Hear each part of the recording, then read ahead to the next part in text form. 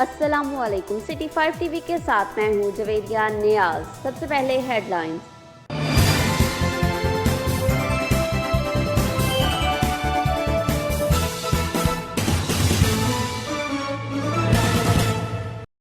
हुजरा शाह मुकीम में गंदम खरीदारी का टारगेट पूरा करने के लिए फूड अफसरों की स्पेशल ब्रांच के हमरा ताबड़तोड़ कार्रवाइयां। तफसीलात से आगाह करेंगे हमारे नुमाइंदे सज्जाद हुसैन।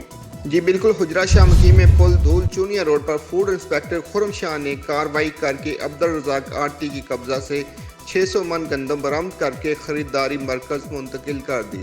जबकि पाकिस्तानी पुल के करीब फूड कंट्रोलर रो तसव्वुर ने मकान पर छापा मारकर 100 मन गंदम और 70 बोरियां खाली बारदाना बरामद कर लिया।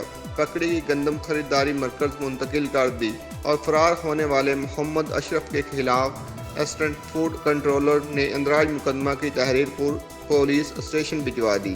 कैमरामैन टीम के साथ सज्जाद हुसैन बोदला, सिटी 5 न्यूज़ दीपालपुर।